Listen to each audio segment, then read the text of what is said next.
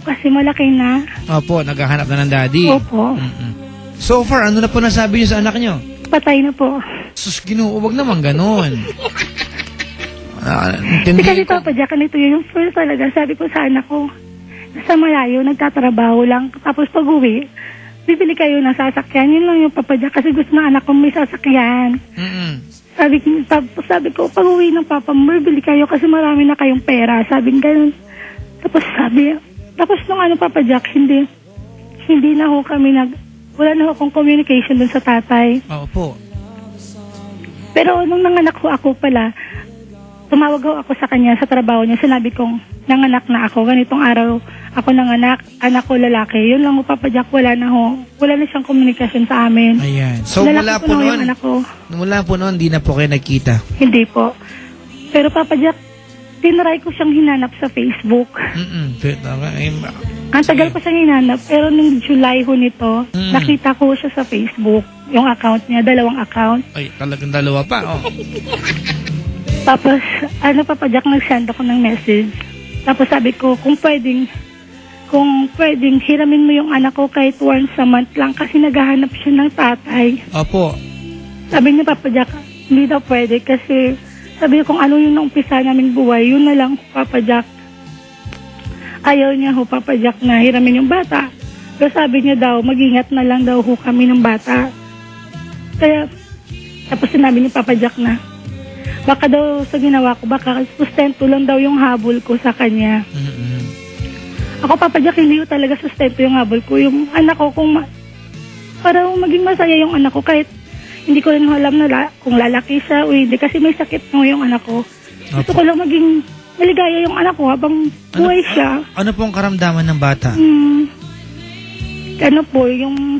enlargement ng bladder. Nakakatitiro siya ngayon, Papa Jack. Asus, Ginoo. 5 taong gulang na bata. Opo. Ayan, sige. Tapos, yun lang yung hihingi ko sa kanya, Papa Jack, yung atensyon. Hindi niya ho binigay. Tapos sabi ko sa kanya, kung hindi mo ako papansin, sabi ko, isi-friend ko yung asawa mo. Tapos, ayun, na-add ko yung asawa niya sa Facebook, tinanggap. Tapos sabi ng babae, siguro na ng babae na. Kasi yung profile ko, anak kong nakakatitiring nakalagay doon. Opo. Sabi niya, yung babae, sabi niya sa akin, ano ba problema mo? Sabi niya ganun. Ilang taon anak mo? Yun yung tanong niya, Papa Jack. Sinabi ko sa kanyang 5 taon, magli-5 taon. Opo. Tapos tinanong niya kung anak ba ng asawa niya. Sabi ko, oo. So nalaman na po ng babae? Opo. Opo. Tapos po? Tapos yun, sabi ng asawa niya, hindi mo ba alam may asawa? Sabi ko, alam mo ba nung time na bagong kasal kayo sa bahay umuwi yung asawa mo? Yung parang gano'n, Papa Jack. Kinuwento mo sa kanya? Ikwento ko. Opo. Tapos siguro, sumama rin yung loob ng babae. Siguro nag-away sila, Papa Jack. Tapos yung Papa Jack, inlock niya ako sa Facebook niya. Yung babae? Hindi, nung lalaki, nung tatay ng anak ko. Tapos sabi nga ho ng iba, Papa Jack, yung mga kabagana ko, sabi nila, habulin ko daw yung karapatan ng anak ko kasi may karapatan yun ako. Kahit na illegitimate yun, may karapatan yun. Pero Papa Jack, sa akin, Papa Jack, ayoko na. Kasi kahit na paano, tatay siya ng anak ko, minahal ko. Parang ayaw kong gawin. Yun yung problema ko, Papa Jack. Kung ano yung gagawin ko, kung habulin ko pa yung tatay o hayaan ko na lang ho. Alam mo, ako kasi mahilig ako na sana i-solve na lang sa personal na level, di ba? Opo. Kumbaga amicable settlement na lang. Ako mahilig ako sa ganyan kasi kumbaga bin-bin na ang mga kaso sa mga hukuman natin. Di ba? Opo. Kaya lang sa kwento mo, parang kailangan mo ng force sa lalaking ito para pangatawanan niya obligasyon niya. Kasi kailangan talaga. Sabi mo man sa akin ngayon, Bunny, na kaya mo itong mag-isa financially. Pero kung may sakit ang anak mo, you need all the help that you can get. Especially pag tatay na yon, dapat obligado magbigay. Di ho ba? Opo. Ano na po ang huling desisyon na binigay sa inyo ng napakatarantado at walang yang makapal ang mukhang lalaki na to? Sabi ni Papa Jack, kung sustento daw habol ko, hindi niya may bibigay kasi kulang po daw sa pamilya niya. Tapos kung yung oras na hiningi ko, hindi niya mabibigay kasi magugulo yung buhay niya daw. So ang ibig sabihin po, ginulo niya ang buhay mo, binigyan kanya ng anak, although it's a gift. Kaya mo na po yan, regalo sa'yo yan. Diba? So ngayon, kumbaga, ipagpapalagay na lang niya na never sa buhay niya nakilala ka niya, ganon. Opo. Ay, Diyos mio, ay nako, napakawalang yan itong lalaki ito. Ano pong first name yan? First name na lang. Raymond po. Raymond. Kahit full name mo, pwede. Huwag na, kakaya sa anak mo. Yan ako may iniisip ko. Di ba? Tatay niya eh. Pero Raymond, taga saan tong Raymond na to? Negros po. Negros. Nasa Negros siya ngayon. Hindi po, nasa Saudi po. Saudi siya ngayon. Opo, nurse siya doon. Nurse siya doon. Si Raymond, Saudi. Ay, asan naman kamag-anak ni Raymond? Nasa Negros po. Wala sa Maynila. Yung iba nandito ata. Ayan ha, kung meron po ka, baka lang naman ito yan, ano? Kasi kung nakaantabay ang mga kamag-anak niya, malamang kilala niya, di ba? Raymond, taga Negros, sa Saudi ngayon, malamang alam nila, ano?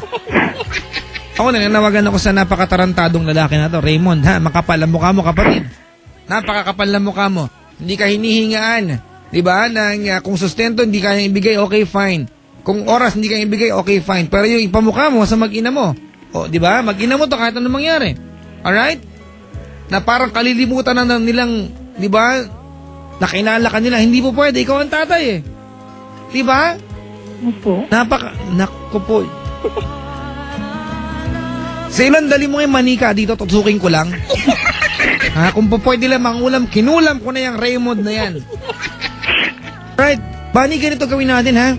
Opo. Demanda mo yan. Opo, pwede naman po. Kaso lang, sabi daw nila kailangan ko mag-stay ng Negros kung idedemanda ko.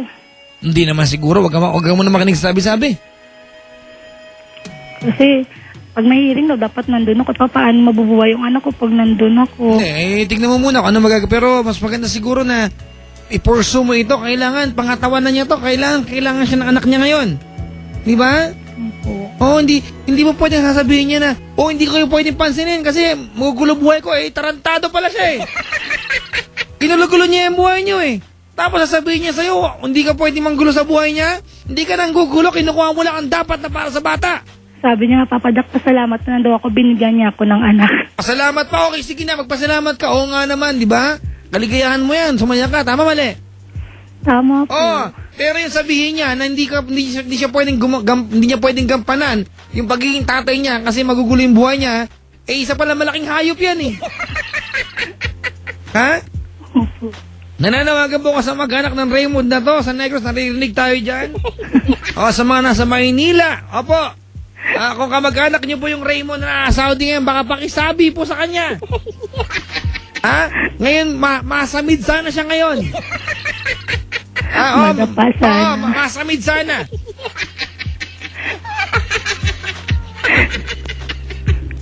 Pusang gala itong lalaki na. Ceylon! Alamin mo kung kailan uuwi yan, Bani, ha? Aabangan namin na Ceylon sa airport, ha? Sasaktan lang namin.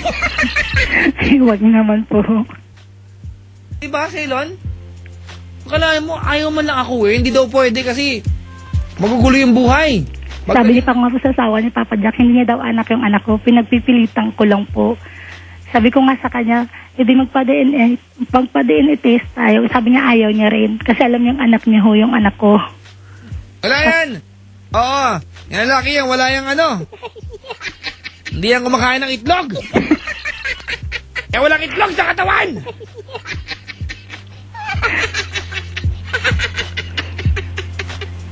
Diba? Nakakainis.